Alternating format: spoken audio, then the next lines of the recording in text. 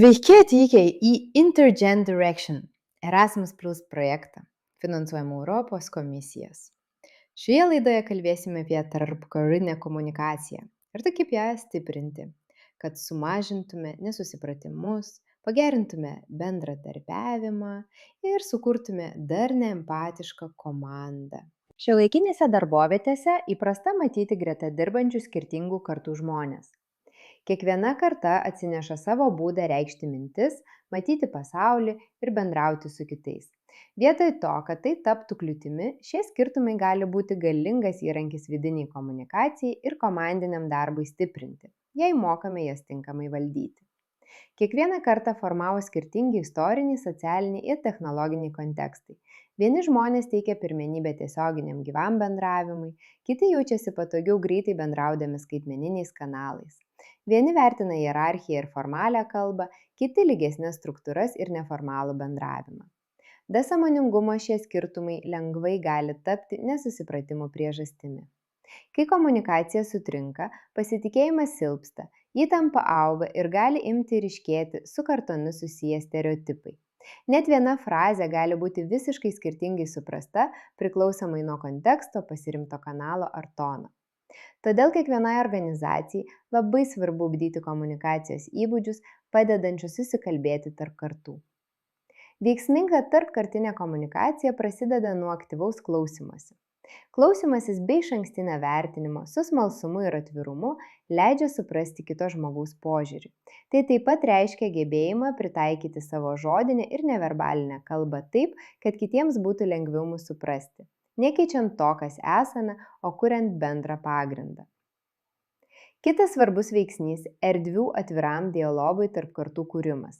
Komandų susitikimai, kuriuose išgirsti visi balsai, bendradarbiavimo principai ir saugi aplinka, kur tiek jaunų idėjos, tiek sukaupta patirtis vertinamos vienodai. Tai ne tik gerina komunikaciją, bet ir stiprina komandos darną bei abipusę pagarbą. Taip pat verta pažvelgti į savo pačių įsitikinimus ir su amžiumi susijusias prielaidas.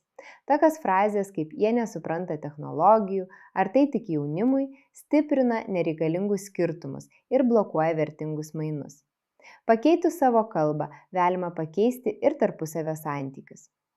Lyderystė šiame procese atlieka itin svarbų vaidmenį. Lyderiai ir vadovai turėtų rodyti įtraukios komunikacijos pavyzdį, skatinti nuolatinio grįžtamojo ryšio kultūrą ir užtikrinti, kad žinutės būtų perduodamos aiškiai ir suprantamai visiems, nepaisant amžiaus. Komunikacijos skatinimas ne tik gerina darbo atmosferą, tai didina produktyvumą, kūrybiškumą ir organizacijos gebėjimą prisitaikyti prie besikeičiančio pasaulio. Vietoj to, kad koncentruotumėmės į kartų atotrūkį, galime sutelkti dėmesį į tiltų statymą, ryšius paremtus empatiją, kantrybę ir noru mokytis vieniems iš kitų. Šiandien tiek. Ačiū, kad buvote kartu su mumis šiame Intergen epizode. Jei norite toliau tyrinėti įrankius ir strategijas, padedančias skatinti lyčių bei kartų įvairovę ir įtraukti darbe, apsilankykite mūsų oficialioje svetainėje Intergen.eu ir sekite mūsų socialiniuose tinkluose.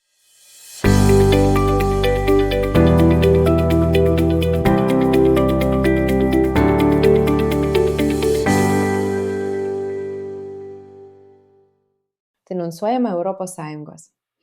Pateikiamos nuomonės ir požiūriai yra tik autorių ir nebūtinai atspindi Europos Sąjungos ar agentūros Erasmus Plus France Education Formation poziciją. Europos Sąjunga skirianti institucija nėra atsakinga už pateiktą turinį. Šis darbas yra licencijuotas pagal Creative Commons Attribution Share Alike 4.0 International licenciją. Norėdami peržiūrėti licenzijos kopiją, apsilankykite creativecommons.org/licenses by SA/4.0. Logotipai į šią licenciją neįtraukiami.